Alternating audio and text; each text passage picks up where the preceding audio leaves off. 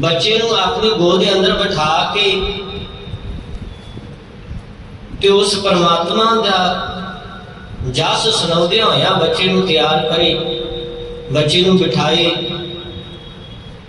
ते साध संगत प्रोफैसर पूरन सिंह दी मां ने अपने बच्चे नूं बचपन दे विच गुरबाणी दी गुड़ती दी। ते जदों भी उसने स्कूल जान लगना ते मां ने एक गल पुछनी करनी कि बेटा तू जपजी साहब का पाठ किया है? कहंदी उसने कहना हाँ मां जपजी साहब का पाठ किया है। रोज मां ने पूछना ते एक दिन प्रोफैसर पूरन सिंह जी कह लगे मां मैं रोज पाठ करना वा, तेनू पता है ते तू रोज ही पूछनी है। मां ने कोई जवाब नहीं दिता, उत्तर नहीं दिता। अगले दिन फिर सवेर हुई, प्रोफैसर पूरन सिंह जी ने अमृत वेले जपजी साहब गुरबाणी का पाठ किया ते अज वो पाठ जिहड़ा है उची उची बोल के मां नूं सुणाउंदियां होइयां करदा पिया सी कि मां सुन लवे पाठ। उन्हें इस तरह ही किया, बोल के पाठ किया, मां ने श्रवण भी किया। फिर जदों स्कूल जाने वास्ते तैयार हुए ना, मां ने अज फिर पूछया कि बेटा तू जपजी साहब का पाठ किया है? कह लगा मां मैं सुना के पाठ कर रहा सा, तेनू पता है मैं पाठ किया है, फिर भी तू पूछनी। मां कहती है मैनू पता है तू पाठ किया है, मैं तेनू तां पूछनी हाँ तू कभी भुले ना पाठ करना कि जपजी साहब की बाणी नूं पढ़ना तू भुल ना जावे किते, मैं तां तेनू रोज रोज पूछनी हाँ। कहंदे जवान होया ते पढ़ाई दे विच बड़ी रुचि सी, पढ़न विच विद्या विच बड़ी रुचि सी, मन बड़ा जुड़ता सी पढ़ाई विच। प्रोफैसर पूरन सिंह जी बड़े हुशियार ते तिखण बुद्धि वाले सन। कि समा आया ते हुण तैयारी की गई भी विदेश विच जाके पढ़ाई करनी है। ते अज सारे परिवार ने प्रोफैसर पूरन सिंह जी नूं स्टेशन ते छड्डन जाण वास्ते जाना सी, मां भी नाल ही। ते कहंदे सारी तैयारी हुई, जदों समान अपना प्रोफैसर पूरन सिंह जी ने रखिया टैची विच, मां बार बार पूछे कि बेटा तू सारा समान चंगी तरह रख लिया है ना? कह लगे रख लिया है मां, तेरे सामने ही मैं समान रखिया है, जे तू कहनी है तो एक बार होर वेख लेना वा कोई समान रह ना जावे। कहंदे फिर उसने समान चेक किया ते थोड़ा समा लग्या। कहंदे मां ने फिर पूछ लिया कि ए बेटा तू समान अपना सारा चंगी तरह रख लिया है? कह लगा मां मैं अपने हथी सारा समान रखिया है, जो जो मैनू चाहिए है उत्ते मैं वो समान सारा रख लिया है। ते कहंदा मां तू बार बार पूछनी पई है समान रखिया है? कहती है मैं कहनी है किते कोई चीज रह ना जावे, भुल ना जावे किते। प्रोफैसर पूरन सिंह जी सारा समान अपना अपने बैग विच टैची विच रखते ने ते हुण परिवार दे नाल स्टेशन ते छड्डण वास्ते गए ने। पहला स्टेशन ते जाना सी, फिर अगों फ्लाइट ते विदेश विच जाना सी। कहंदे हुण स्टेशन ते जाके मां ने फिर पूछया कि बेटा तू अपना सारा समान रख लिया सी ना, कोई चीज भुलिया ते नहीं? कहंदे अजे गड्डी आउण विच समा सी ते कह लगा हाँ मां मैं सारा समान रखिया है, मैं कोई चीज भुलिया नहीं। कहंदे गड्डी आउण विच बस 2 मिनट रह गए सन। मां ने फिर पूछया कि बेटा तू अपना समान सारा रख लिया है? कह लगा जे हुण कोई समान रह भी गया होया ना ते हुण गड्डी आउण वाली है, 1-2 मिनट दे विच हुण असीं वापस जावांगे, मेरी ये गड्डी ट्रेन छुट जाएगी, इस करके जिहड़ा समान रह गया वो रह गया। वैसे मां मैं अपना सारा समान रख लिया सी, मैनू याद है।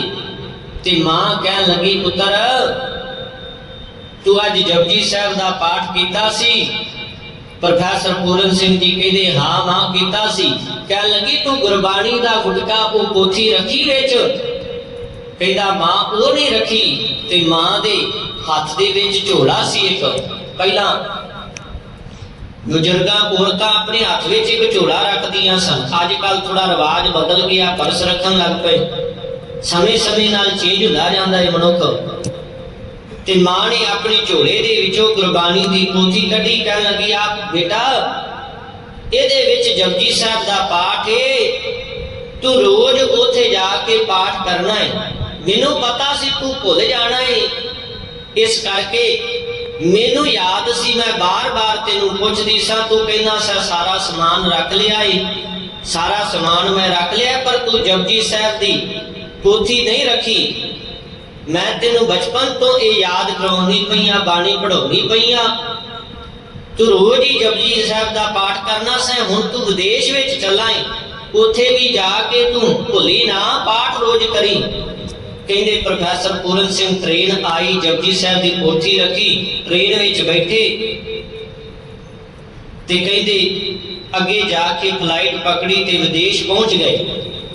हुण विदेश विच जा पहुंचे, उथे पढ़ाई का बड़ा जोर सी, बड़ी मेहनत की, इन्हां दी रुचि भी बड़ी सी ते बड़ी तीखण बुद्धि वाले सन।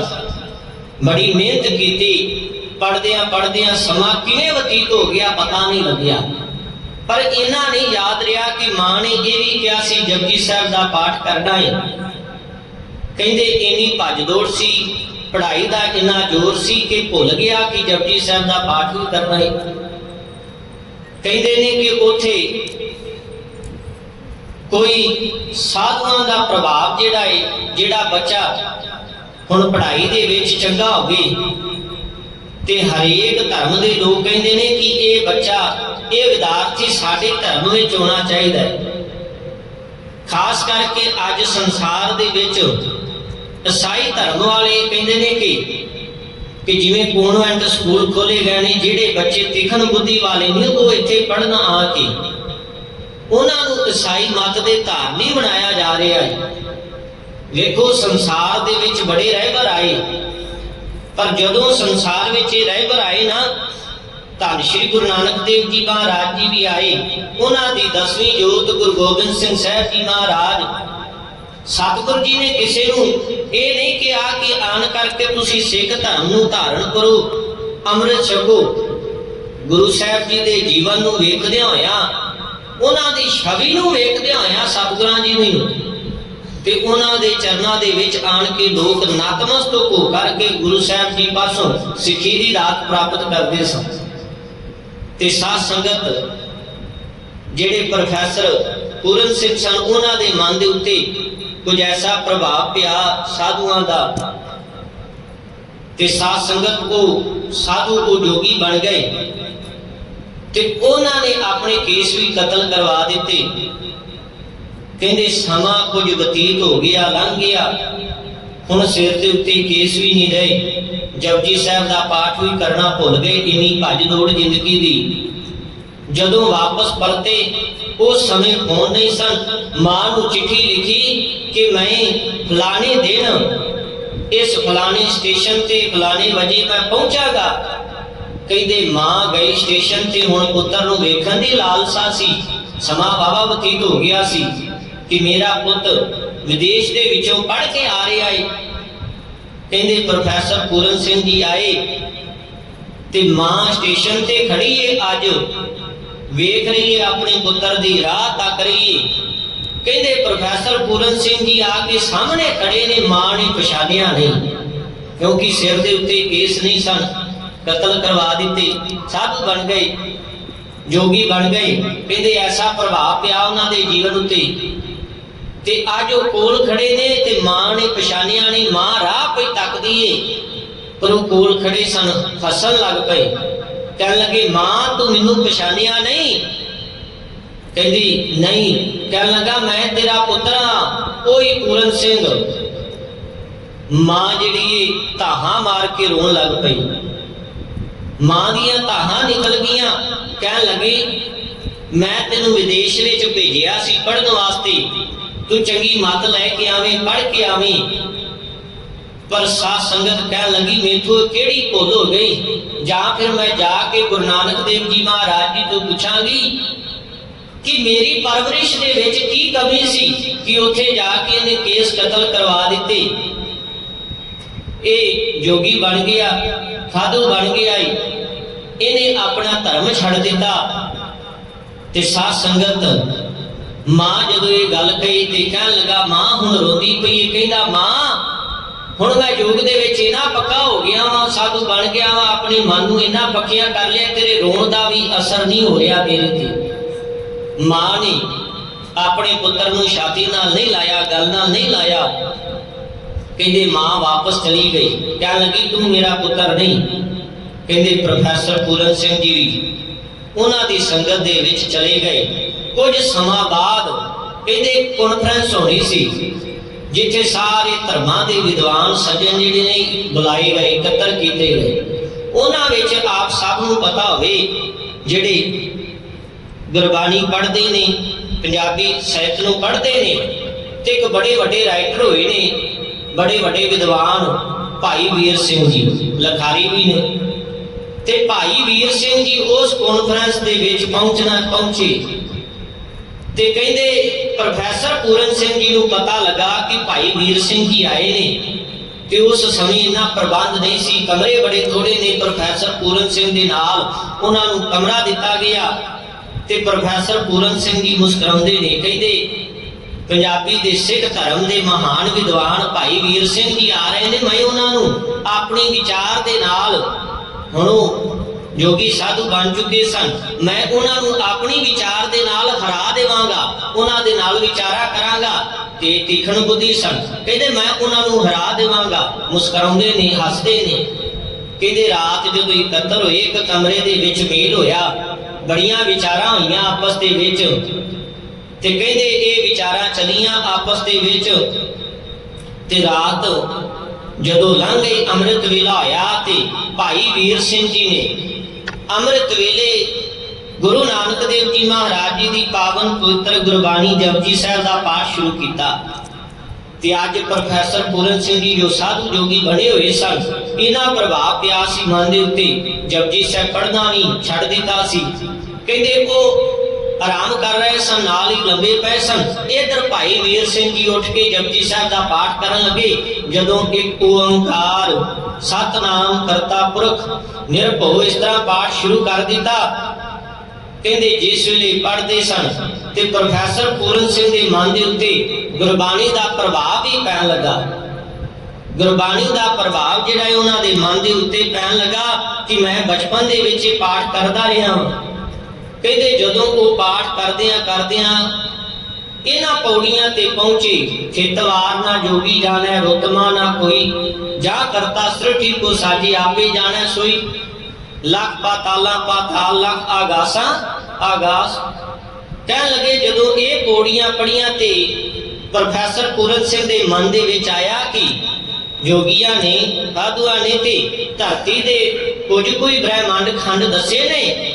ते मन दे विच आया कि गुरु नानक देव जी महाराज जी ने लखां पतालां आगासां दी गल कीती है।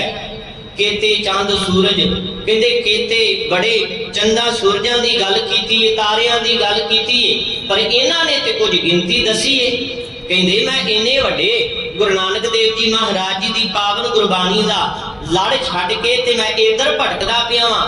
अज गुरबाणी दा भाव जिहड़ा सी वो मन दे विच पिया, मन नूं सट वजी ते भाई वीर सिंह जी बाणी पढ़ते गए। इन्हां दे मन दे उत्ते प्रभाव पैंदा गया ते ताहां निकल आईयां जिवें मां रोंदी पई सी अपने पुत्र दी उड़ीक दे विच। मां रोई, कहंदे इस तरह प्रोफैसर पूरन सिंह जी रोण लग पे। ताहां निकल गईयां ते भाई वीर सिंह जी ने सिर ते हथ मारिया। कहंदे केस बड़े मुलायम ने, मां ने बड़े लाडा नाल पालिया सी।